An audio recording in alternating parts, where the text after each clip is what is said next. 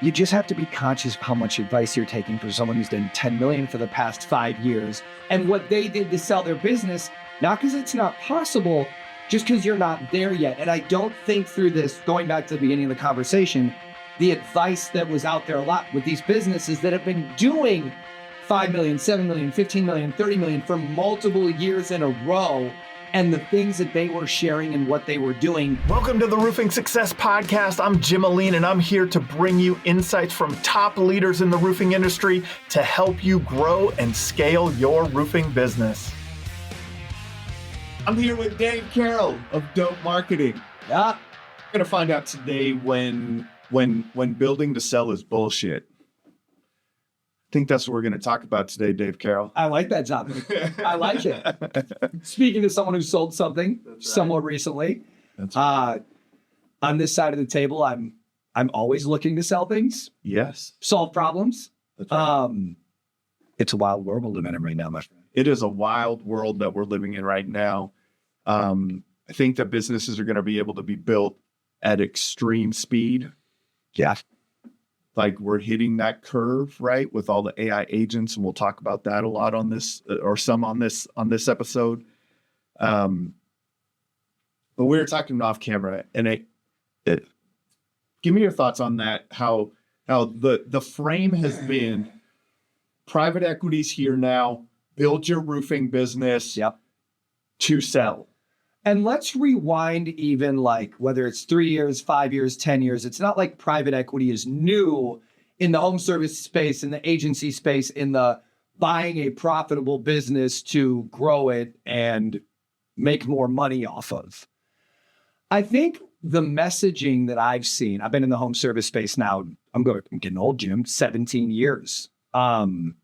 What I've seen over the last 3 to 5 years in some of the larger industries, in roofing and plumbing and HVAC and electric, in lawn care, there's been a lot of messaging about build your business to sell it. Look, I did it. Here's how for some really smart people, from some of my friends, some people I know intimately, some people I only know from trade shows that have built companies that have systems that made that business some of them were good transactions. That's right. I think that what happened was a lot of the messaging around some of the smaller business owners, whether you're doing 500,000, 2 million, 5 million, whatever a year, my opinion, it was kind of easy to get lost in the sauce of the advice that you were taking and the moves you were trying to make and the systems you were trying to put together and the people you were trying to hire, and maybe like not doing as much in your business as you were used to of like what you're good at and what you like doing, but instead try to build this thing because you saw someone else do it from afar. And it looked kind of simple. It looks simple and it sounds simple. Yeah. And I've said it many times, like it's something that I truly believe in. The way I frame it is you want to build your business to sell, whether you sell it or not, because then you're building a business. Exactly. Back in the early 2000s, Robert Kiyosaki books, there was one, the cash flow quadrant, right? And you start as an employee, you gain some skills, you can move into being self-employed. Then you can move from self-employed to business owner, and then from business owner to investor, right? So that exit is in that path if you choose to exit. But my goodness, I know a lot of great self-employed businesses too. People that make fantastic livings being self-employed. 100%. Me personally, I don't like to do as much stuff. So I like to transition into that business quadrant. Yep. But that's an important thing. Like knowing yourself, knowing what you're trying to build. Maybe what's the thought process for a contractor there? So I'll speak from a couple seats here. Yep. I've owned a home service business for 17 years now. And in the past 2 years, we've learned some things to put that business into some different spaces and do some different work to make some more money. I'm still very I haven't set up until last spring. It's been 7 years since I actually set foot physically in that business. And even in the expansion, I don't have a ton to do with it. I'm not doing the marketing. I'm not doing the ops. I'm not doing the stuff. We were talking off camera about being able to pick up the phone and make some stuff happen. I was able to align that company with some people in the home service space to do some of the things that I've learned or I've seen over the years. I think that scaling that business and then like with Dope Marketing, that in the past 5 years, like we're 30 mil in top line revenue, very different business models and setups in what we sell.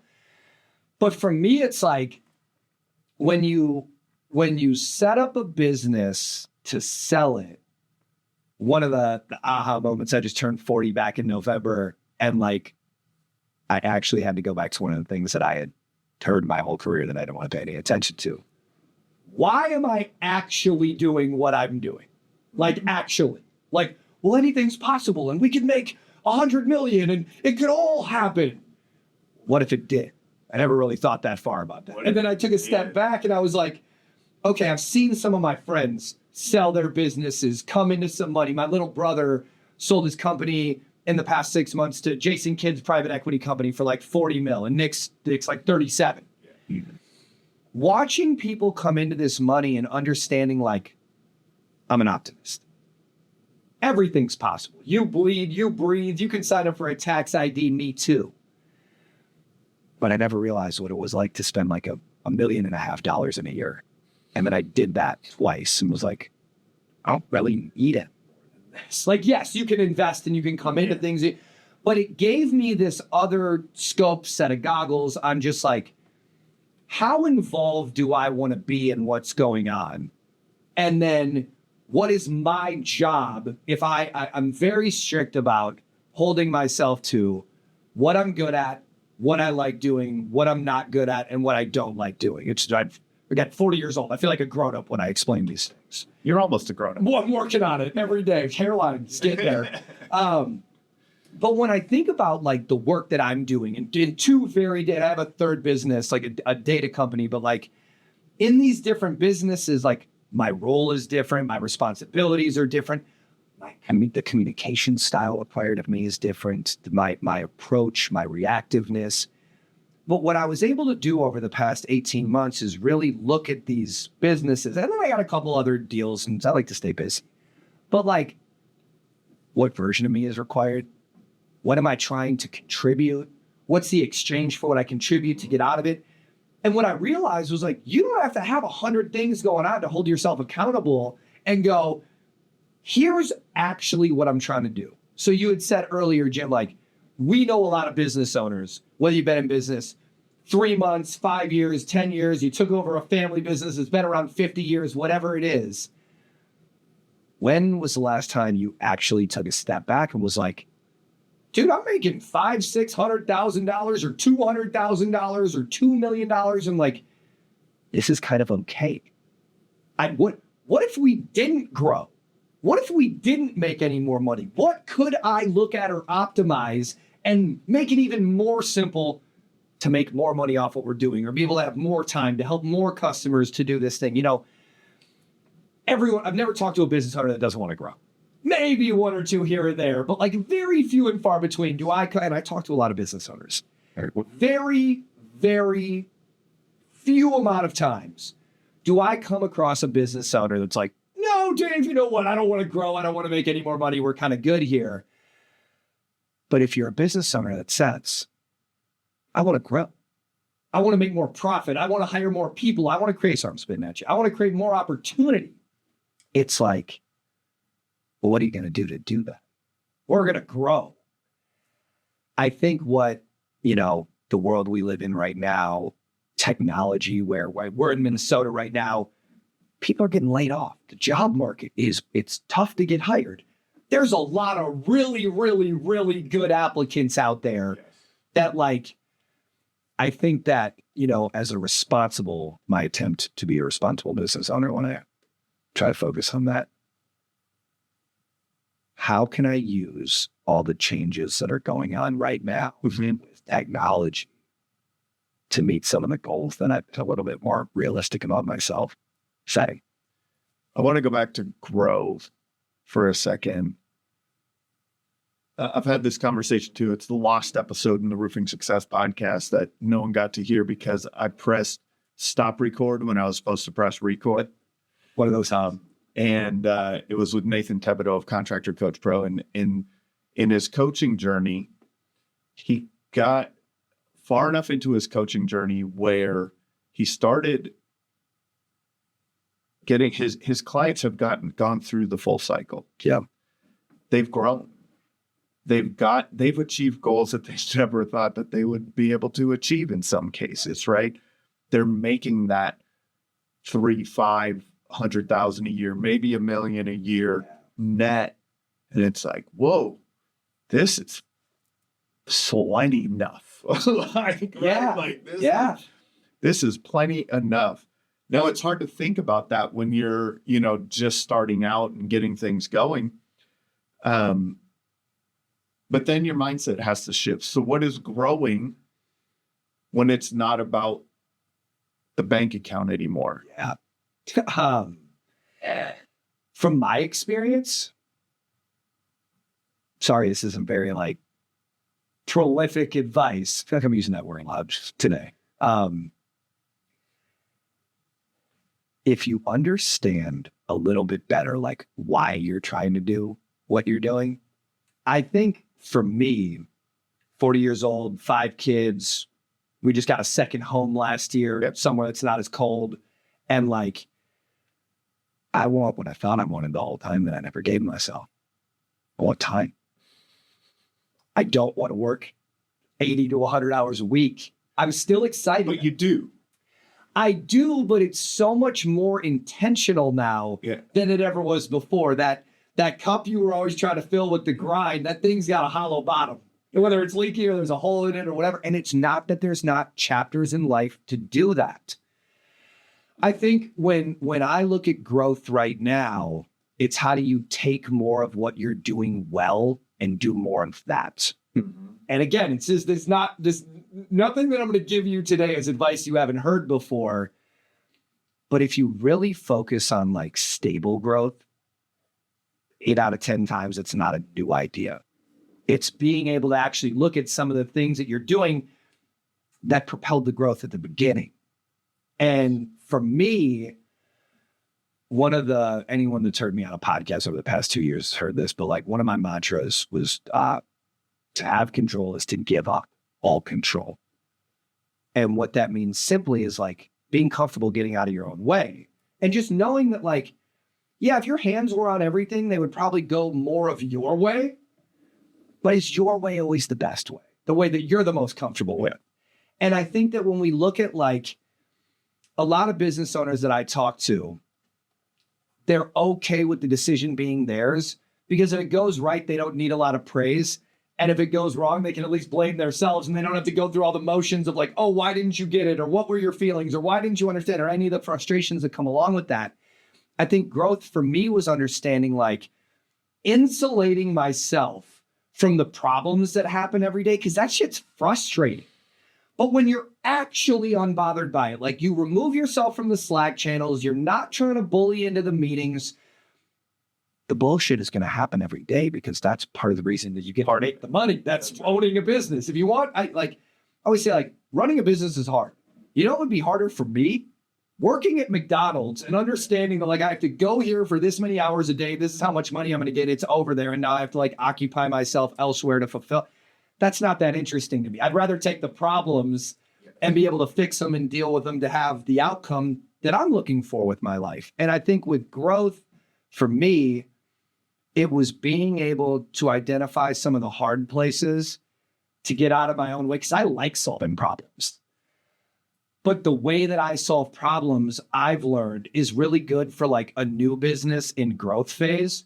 My way of operating and solving things and communicating, it's not the best when you're trying to stabilize things or identify the things that work and make them more simple or operationally efficient. I'm good at looking at what's wrong and breaking it more to fix it.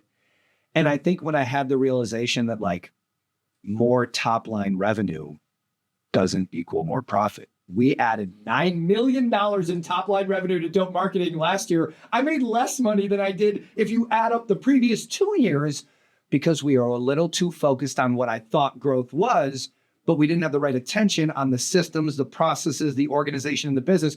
And this isn't anything that anyone hasn't heard before. I just hadn't lived it myself. Yeah, for sure. The grind is special in the beginnings. Yeah, it fills your cup. It does, but it's also what, in my opinion, it's what's needed. Like, you need that. Get out there and get it, right? Yeah. But when does that hole open up? And when do you need to fill it, right? Like, when do you need to plug that hole? And how do you determine, you had mentioned, this is what I think it leads to, is finding what you're good at, what your superpower is, and really living that every day. One thing I've been talking about lately is in business, you have pullers and you have pushers. A puller is someone that can come into a team or an org or however your business is set up, and they can create that drive, that grind, that want, that those are your pullers. You can't have too much pulling because then you'll get places that you don't want to go if you're being pulled in every direction of every good idea. Your pushers are the people that push the structure in the business that is led. So go visionary integrator. There's a lot of different forms or terminology with this in different operating systems. I'm a puller. I can look at shit and be like, okay, this makes sense. We can explain it this way. There's a bunch of people that need this. Let's pull them in this direction. I'm not the best at the pieces. Like if that's a piece of farm equipment that you're tearing through a field and everything's flying all over, some of it's going to land in that little bucket behind it. And if you have a big enough market and a product that solves, you can make some money. But all that shit flying everywhere, I created that more than I solve it. And your pushers are pushing those things into that line of getting it there. And so I think that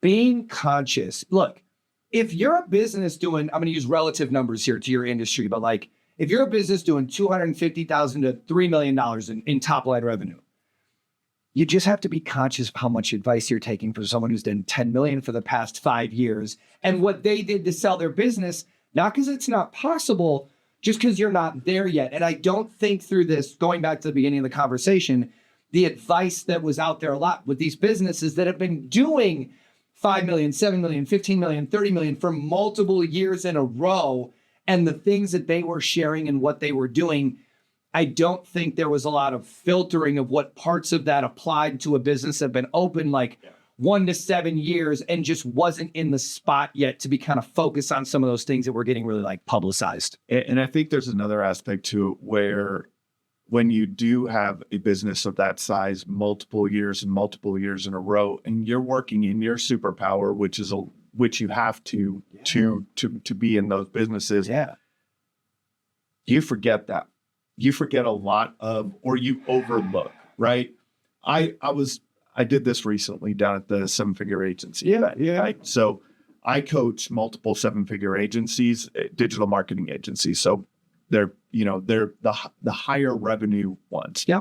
I got sat at a table of people doing 20 to 40,000 a month. Yeah. More in a, they're still self-employed. They're starting up, running with it. It's starting to become a business for them. And halfway through my advice, I was like, oh, I got to throw some asterisks on here. Yeah. Because I could hear myself talking as an agency that did multiple 7 figures. Yep. And the way that with our organizational structure and the team that we had and it wasn't the same it couldn't be the same conversation. And so just the advice that I was giving, it was fantastic advice. I really like my advice. I really enjoy my advice. I think I'm good at my advice. Absolutely. Right? I would agree. I really enjoy sharing my opinion, and I hope people follow my opinion, right? I hope they think it's smart too, yes. Right?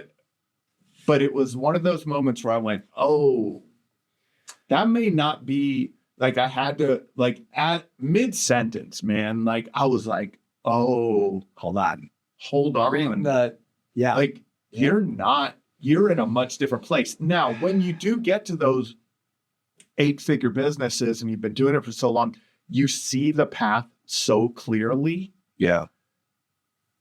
For them that they just haven't learned the lesson yet. So they haven't even learned the lesson. They haven't, you're using advanced lessons, right? They don't have that yet. And most of the time it's people. there's a difference between small businesses and large businesses. To me, it's people. Yeah. Right? Like there's just, that's all the amount of people, the caliber of people, the amount of people and caliber of people, right? The larger you get, the more you can attract higher talent. Absolutely. A lot of times. They see a bigger opportunity, the A player, 10X or whatever you want to call it, you know what I mean? Yeah. And so, but how many people do you have to go to? I mean, you guys are at what, like 80 team members? Yeah, we were even higher before, but we've known each other for years, and I've seen your journey and the people who have come and gone in your business. Yep. Some who were fantastic. Yep. For the time. And, and so there's this journey that you're on, and it's like, so in that learning, in that growth mindset, a lot of times we're missing or in listening to the higher level business owners, the not higher level, but the owners who own bigger businesses. Yep. Listening to their advice, a lot of times it's just not the right advice for where you're at. You still have to do that lesson. They're telling you how to do calculus, right? And you're in pre-algebra. Great analogy. I think that one thing that we failed to remember in the similarities of life and in business, it's chapters. Yes. Think about, your, like the way you approach problems. Think about your relationships. Think about your communication with your spouse or you're like any of you parents. I've been a parent now 13 years. I'm a little better at it than I was 13 years ago. And I think that the chapters in life, as we get to know ourselves better, as we get to understand our goals better, as we just get better at setting goals. Yeah. For someone who has been habitually bad at most of their life at just writing a goal out and setting and being happy when I work towards it, is like those chapters in life, in business, there's a level of accountability that comes with getting a tax ID that we don't always realize that we're taking on that responsibility, because you can get stuck in the fuck for years and be in your own way to a point where you might want some things, but you're not making the decisions to be able to get them. And a lot of times, especially for entrepreneurs that are really good at like the startup part, like wearing all the hats and the getting excited and the stuff, the better you are at that beginning part, for me at least, the harder it was to like get out of my own way and some shit and just admit like, yeah, I might like doing this, but I'm actually not very good at it. Or the way that I communicate and operate, I'm actually a little more in the way of things getting stable because I'm constantly coming in with like, let's tweak this, or what if it went this way? Like when you don't give an idea enough time, how are you ever going to get to the end of it? You're constantly like messing with it the whole time. And I have that habit. And so I think that like having awareness about the chapter that you're in, whether it's giving advice or taking advice, when you get on and ask questions, or you brain pickers out there, like, hey, I want to get in your head. I want to pick your brain. I want to ask you something or whatever. It's like, are you asking advice about where you're at right now? Or about where that visionary part of your brain wants to go and where you could be to not even be able to take the thing. You're sitting at this table with Jim, you're doing 20 to 40K, and you're like, what do I do with my taxes when I'm at 10 million? I'm just trying to plan and get ahead of this. It's like, slow down, Jimmy. I think that we as business owners, entrepreneurs, founders, I've done stuff where I've made 5 figures. I've done stuff where I've made 6, 7, 8 figures. I have things going on right now where I'm just trying to make 5 figures off something. Yeah. And I think that we were talking about this off camera. The version of me as I'm doing some consulting or getting into these other businesses with growth strategy, that's a very different conversation of when I have to put on my CEO, founder of Dope Marketing. So we're hiring a CEO if you guys know anybody. But when I have to put on my CEO of Dope Marketing hat, that's a very different conversation than I'm working with one of the businesses I'm consulting with, or when I'm looking at where I can contribute to anything that I have going on. And I used to approach things a lot more like, all right, I'm going to be a little crazy, but it's going to be good, so you have to deal with it. That doesn't work for anyone else except you. Yeah. And so as you get more towards like, where do I actually contribute at the highest level? It also goes into understanding where you're at and what advice you need, what help you can get, what questions you should be asking for the chapter that you're in. That's great. One of the things that I think you run EOS in some of your businesses, we've run EOS, and so to me, this exercise is that delegate and elevate exercise. It's the 4 quadrants and really defining what you're good at and what you love to do. Absolutely. And then depending on what stage in your business, there are things that you're going to suck at and hate to do that you're still going to have to do.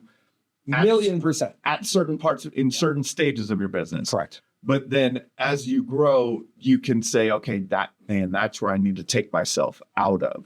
Yeah.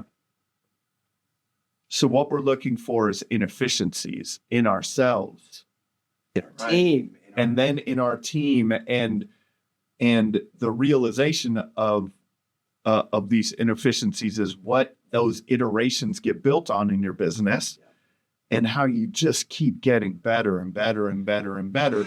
And my goodness, that's some things are changing, man, these days. I call it the efficiency reckoning.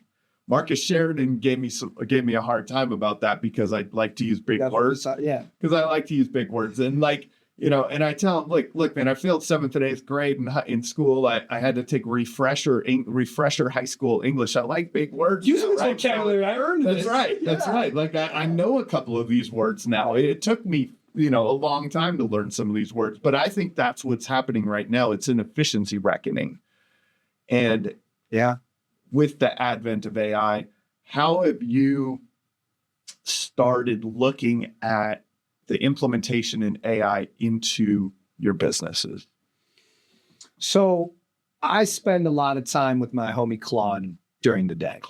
On the weekends, I'm talking about 4 to 6 hours, weekday, anywhere from 1 to 3 hours minimum. Just getting back and forth. We're getting to know each other every day better. And it's amazingly powerful. One of the exercises that I did for any of the companies that I own, that I consult with, is like, what are the things that are completely dependent on me? Where if I didn't show up for a week or a month or whatever, what are the things that would actually break if I was gone? Because you're the linchpin, whether you like it or not. Like in most businesses that I talk to, that I come across, that I own, I am kind of the catalyst of most of it.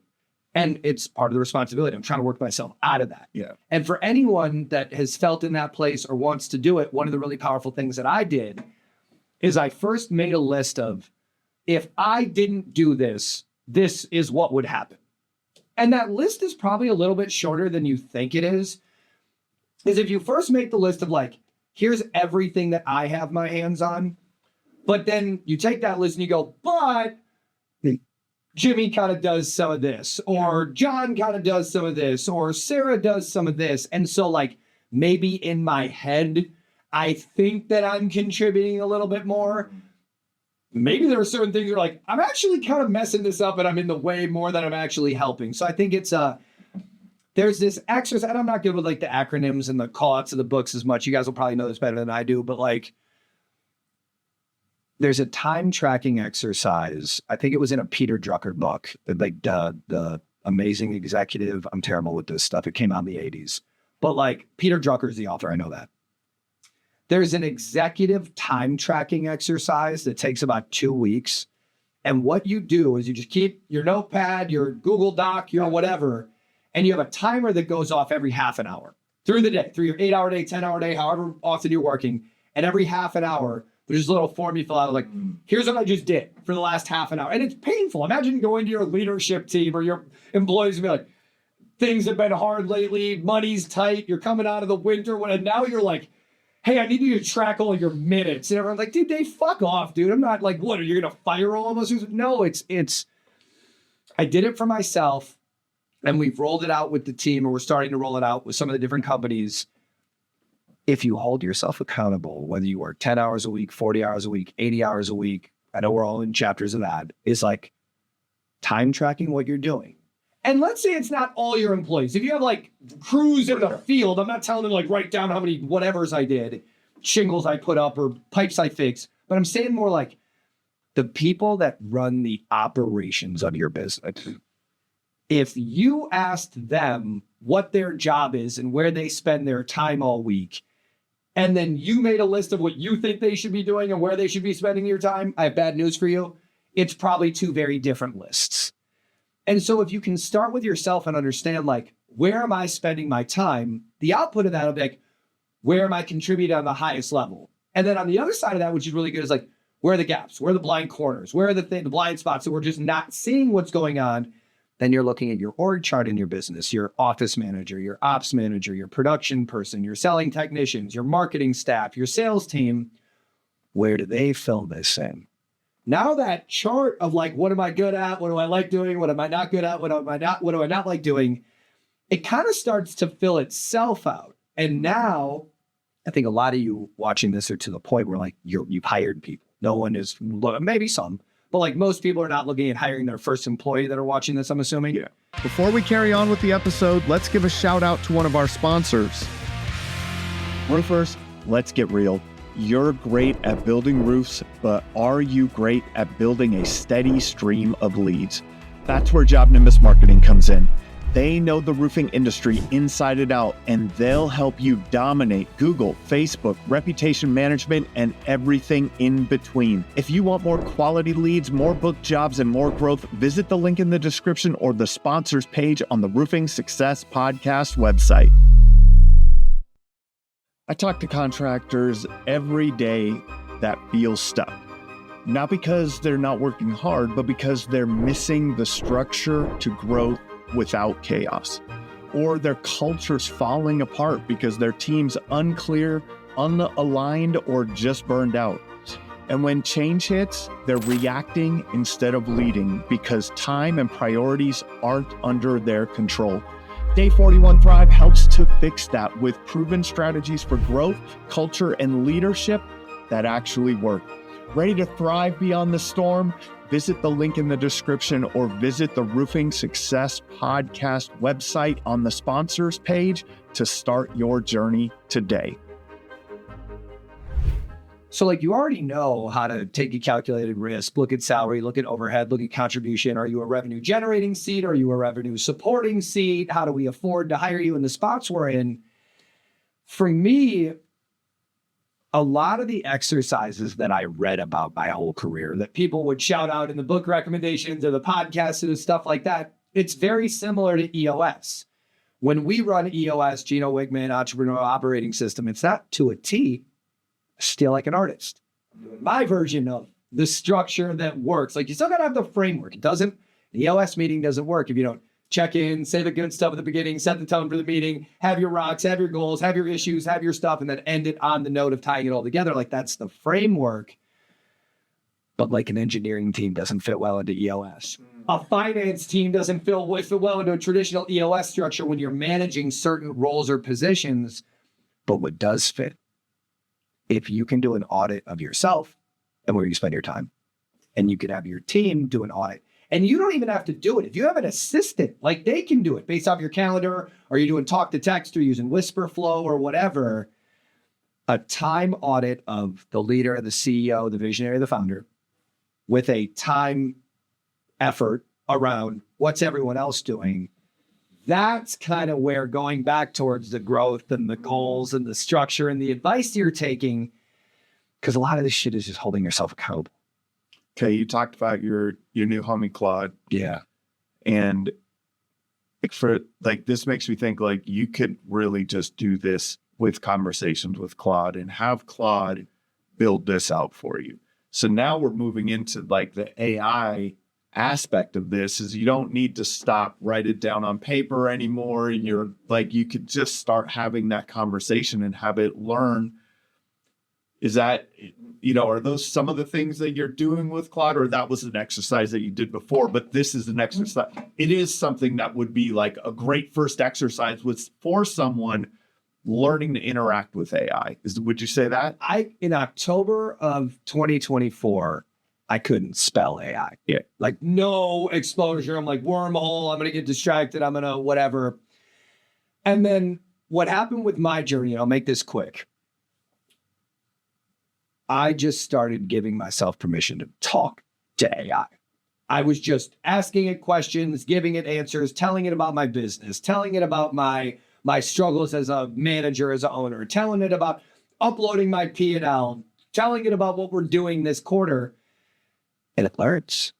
It learns really well and really fast. And I think that right now, any business that has a org chart, that does their taxes, that has a P&L, that uses a CRM, that has clean data in their CRM about where they did a job, what they charged, who was the thing, what they made, like clean data, not at all mixed up in a mess in your CRM. Clean. We'll get into that.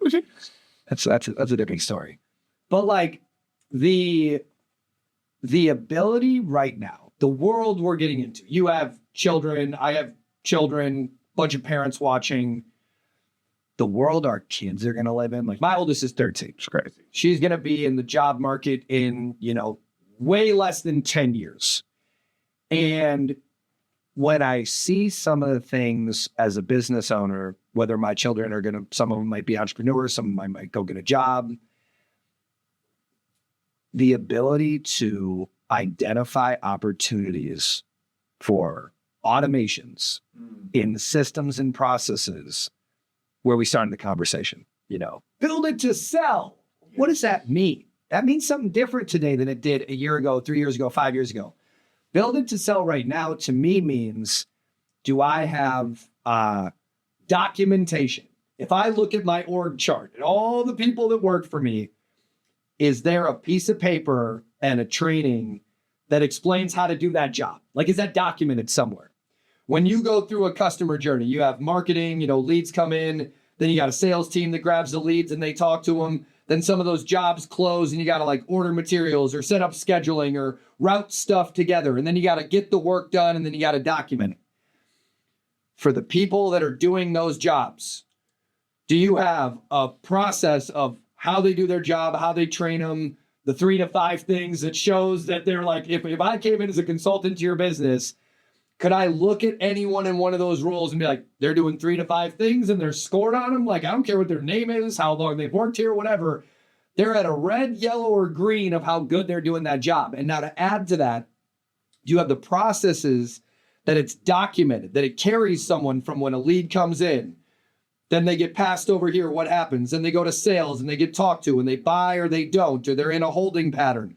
What happens there? How does it come over here? So not just the people being trained on how to do the jobs, but the documented processes in the business. Because Jim, if you have that, you can automate a lot of your business with AI.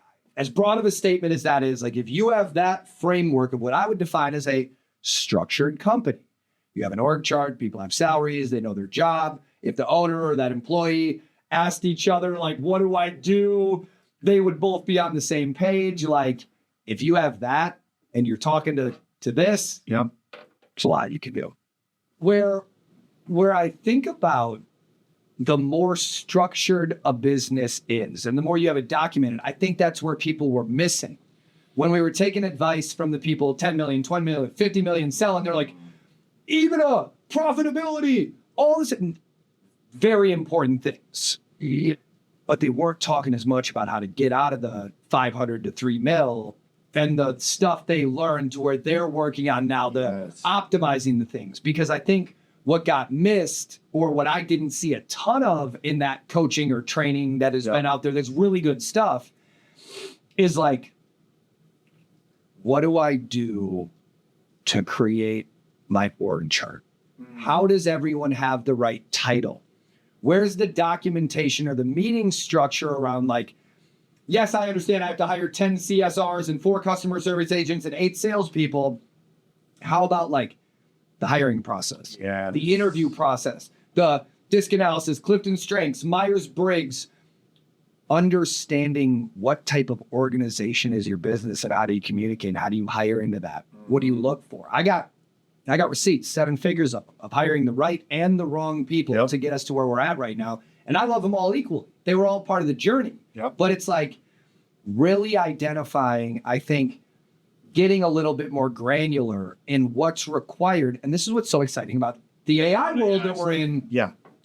You could literally like open up, anyone not using Whisperflow, you take a jet, WISPR flow.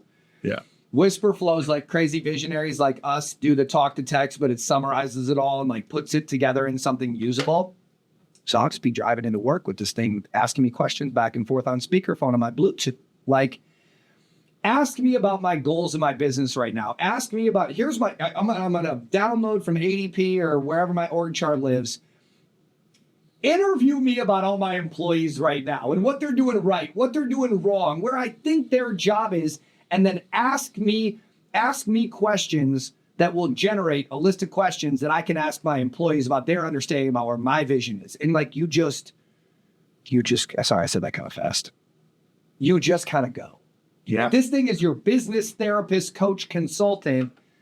And the more you tell it about who you are, how you operate, how you feel, and then complement it. The other thing everyone should be doing nowadays, Fathom or Otter, every one of your calls should be recorded because, one, if we didn't learn anything from the Epstein files, you should be watching out what you're putting in your emails, for one.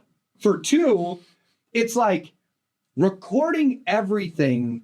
You can actually take your brain and put it in this thing. Yes. As crazy as that is, as scary as that is, as powerful as that is, imagine how much, let's say you were going to go hire the best coach, the best consultant, the top person you're going to go find, Warren Buffett, Alex Hormozy, Charlie Munger, Gary Vee, whoever your person is that you would, what was his name with Jay-Z, $500,000 or dinner with Jay-Z, keep your $500,000. That's right.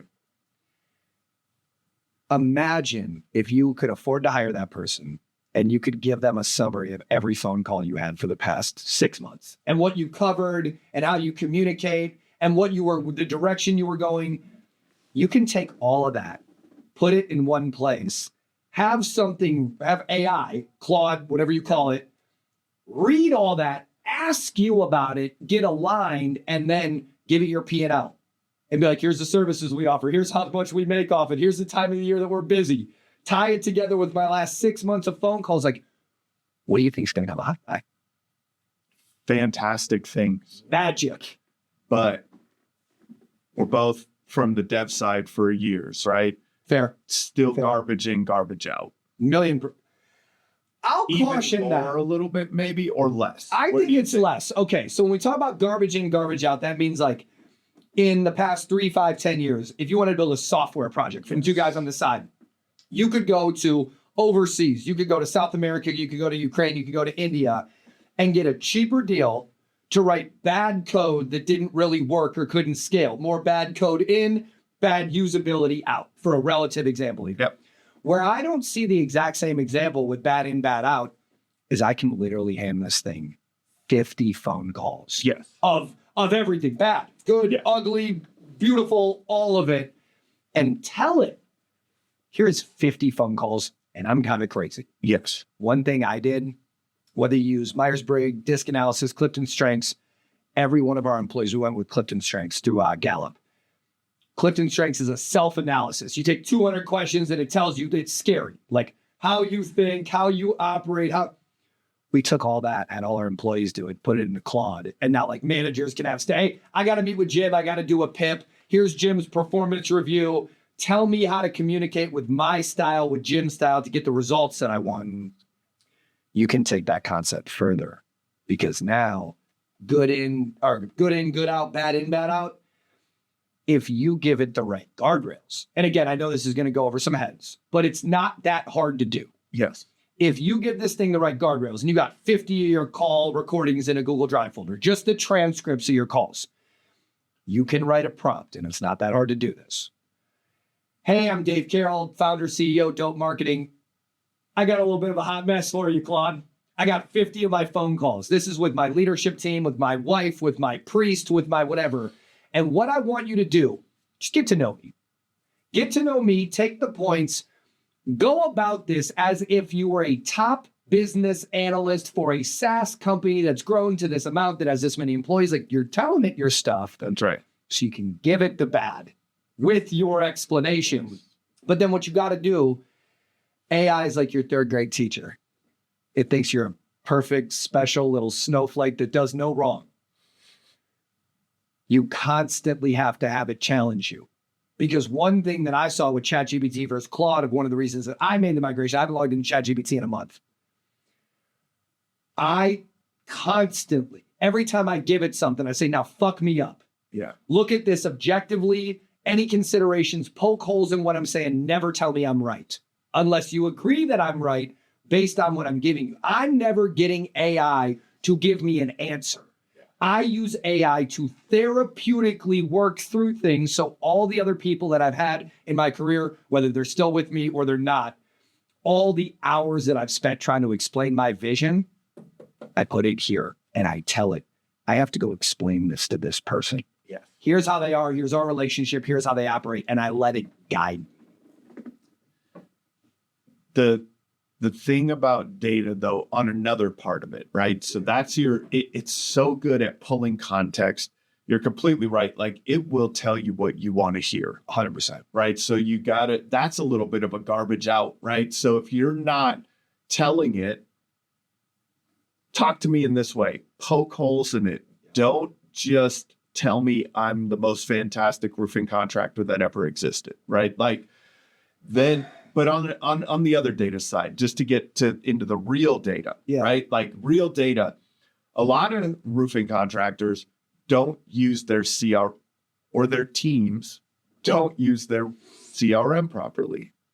I think 8 out of 10 businesses, and not properly, but just they don't status things well. It's not clean. It's not clean. Yeah. And so it's not. Yeah. So then when you're exporting that and importing it and doing these things, let's give some examples. Yeah. So, like, if your commercial jobs are mixed with your residential jobs, if a customer isn't in one, if you've serviced the house 4 times and it's 4 different records, one's the husband, one's the wife, one's the dog, one's all 3 of them, like, you don't have the pricing in every one, or it wasn't updated, or it's like, and thankfully there's tools out now to help with this. That's right. Where I'm trying to pull the chain here is, like, it's important to understand, at least the way I try to explain it. Yes.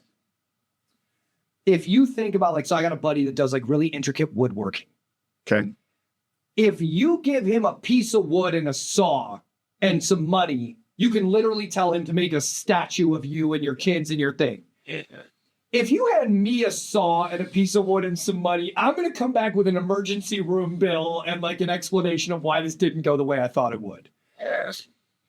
AI is a saw. It's a tool. It's your collaborative. That's what this thing is. It's not this, oh my God, all the jobs are leaving and robots are taking over and Arnold's coming back and, like, whatever. It's, you have a tool where you have access to all the information that's in the world that we just did. Dude, remember in grade school, we used to have to, like, go check out an encyclopedia to read in it, to, like, plagiarize the thing to do the project. It's every book, or if any of you have, like, lawyers in your family, all those books behind them and shit. Dude, one of my buddies, Stan, he won, like, Patent Attorney of the Year past 2 years out of LA. Stan's a G.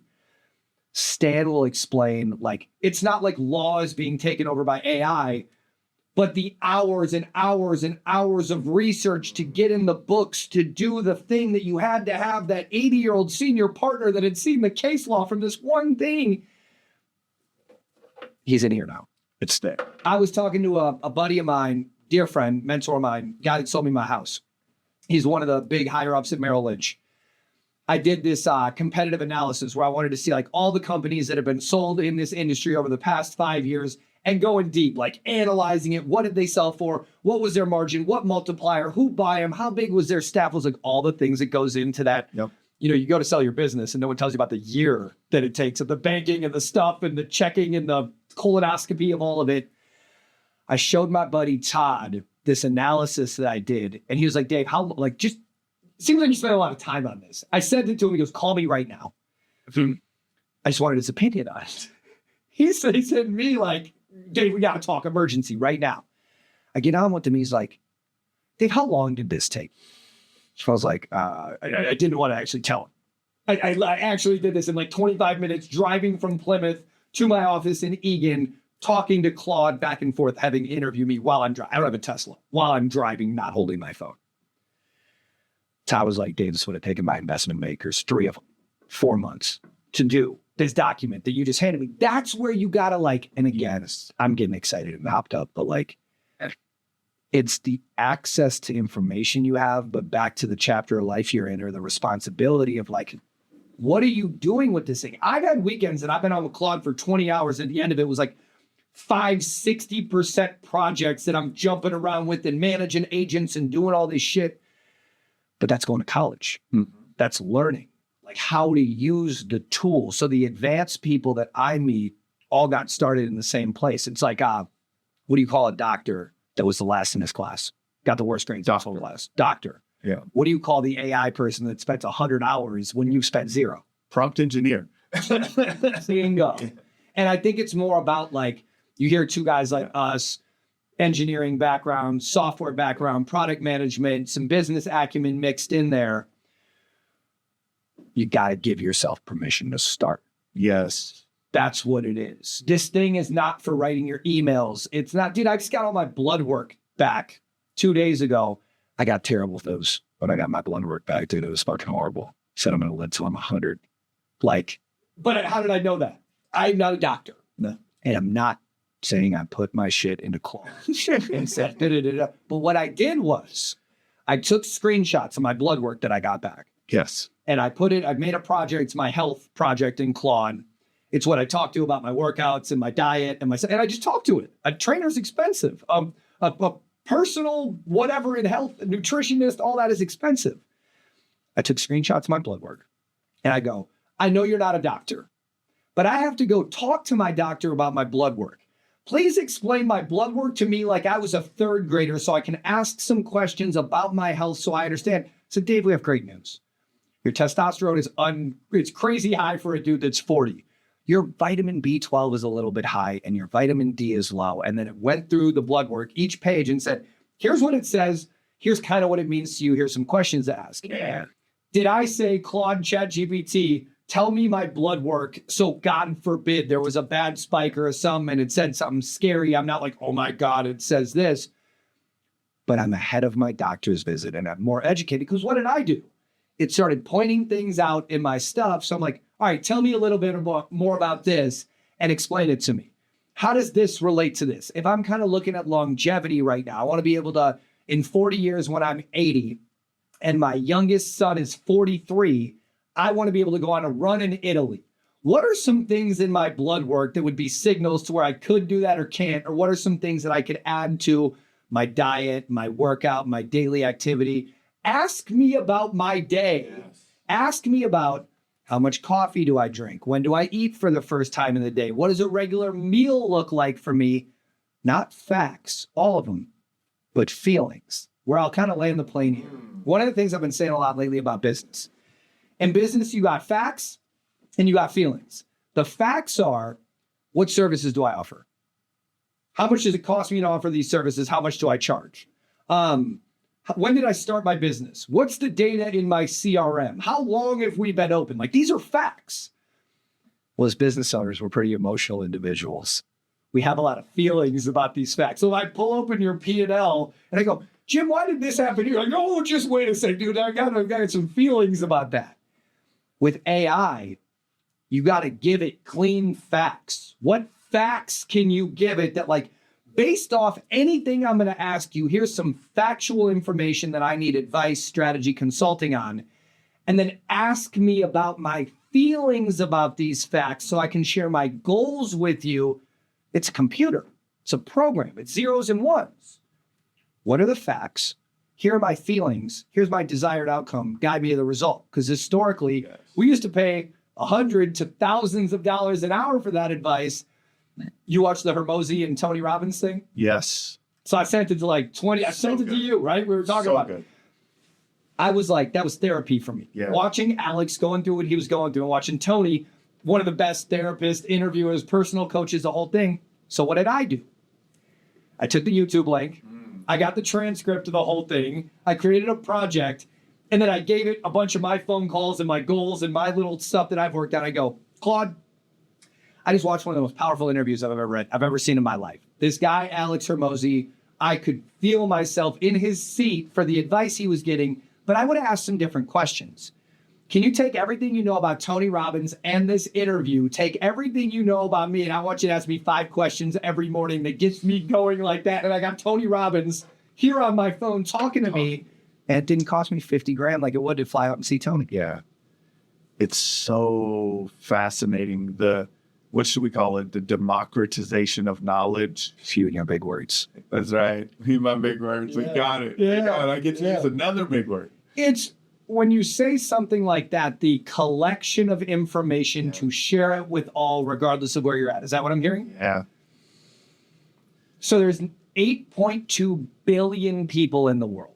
And I'm not going to say you can't do anything with a free account on ChatGPT or Claude or whatever, but less than 2% of humans on the planet have a paid account. And that shows the gap. If AI is a 10, this thing is a cheetah. It's moving every day and running, and I got terrible news for you. If you had 80 hours a week to keep up with it, that would be a full-time job. You couldn't run your business to come out every Nano Banana, Claude AI, open source, Claw bot. It's all changing so fast, you could not keep up with it if you tried. The average business owner is at a 1 to a 2. They got it on their phone. They look at it to write an email. They ask it a question instead of Google. Like, bad news, everybody. Claude and ChatGPT are not Google. That's not what it's used for. It's not a search engine. They have a feature that's a search engine, but that's not what it's for. When I look at the average business owner being at a 1 to a 2, what I mean is that's how advanced you are. That's how much time you spend. It'd be like me trying to put a roof on a house or install an HVAC system or whatever. Like, I don't know how to do that on my own. It goes back to the permission that you're giving yourself, because you only need to be a 3 or a 4 to be operating at a very high level with this stuff. Definitely. Yeah. And what advice would you have? What would be the first thing you did if you were doing it over for people listening that are just using it as a search engine? Yep. Like, okay, from a business perspective. Yeah. Right? Like, let's say, but a business perspective that could be that we could layer this over and say, okay, now I want to talk about my health and do it the same way. I could talk about my personal, goals the same way. Like, but let's put a little framework together that's like, okay, this is the framework I'm using that then that I copy into all aspects. I would turn the mirror. Okay. You're not searching outward. You're not asking ChatGPT or Claude or Grok or whoever, what is this? You're turning it inward and you're having it ask you more about yourself. No matter what platform you're using, there's a project functionality. Get on whatever your tool of choice is. My recommendation, if it is March 11th, 2026, when we're recording this, whenever it comes out, I would get on Claude. If I was starting today, I would get on Claude before anything else. And I would say, Claude, I'm just getting started using you. I watched this podcast. This one guy was yelling a lot. Jim was asking great questions and saying huge words. They told me I need to get on you. And what I need to do is have you ask me about myself. I want to start using you more in my business.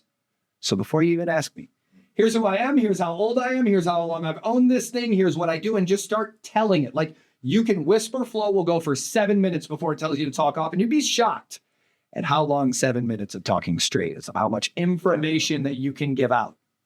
I would download Whisper Flow. I would download Claude.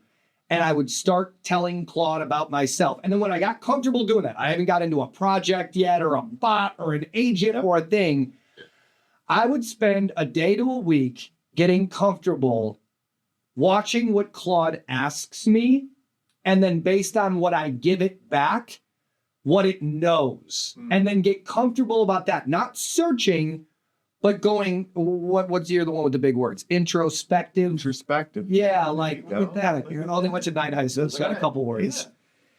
Yeah. If I can be more introspective and have AI, if my objective right now would be turning the mirror, how can I get my AI of choice, should be Claude, to know me better than it does right now? Well, how do you do that? Turn the table again.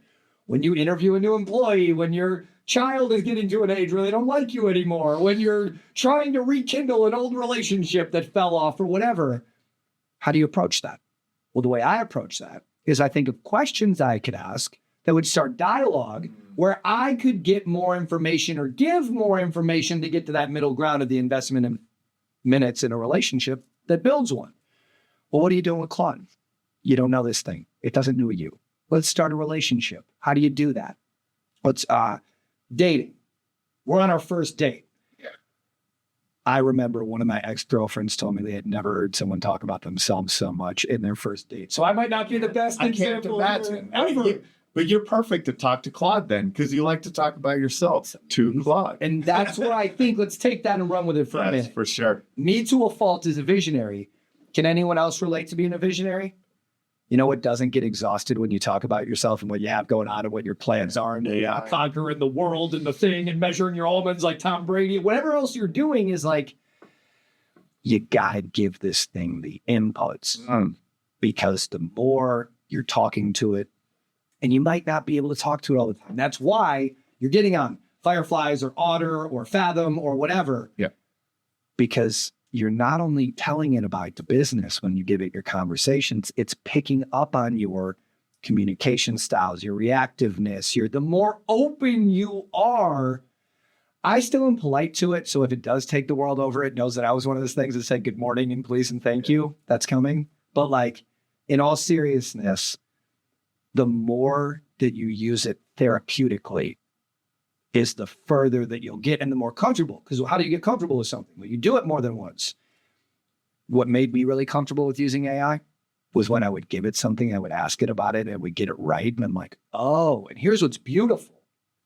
It's not 6 months ago. It's not a year ago. It's not 2 years ago.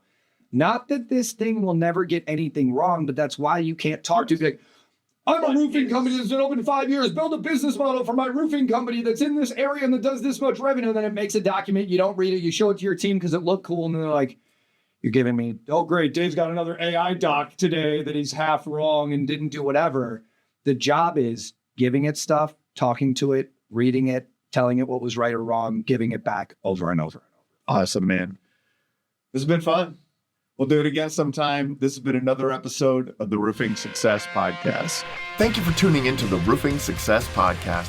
For more valuable content, visit roofingsuccesspodcast.com. While there, check out our sponsors for exclusive offers, shop for merchandise, and sign up for our newsletter for industry updates and tips. Also, join the Roofing Success Facebook group to connect with other professionals and stay updated on the latest trends. If you enjoyed this episode, please subscribe, like, share, and leave a comment. Your support helps us continue to bring you top industry insights. The website link is in the description. Thanks for listening.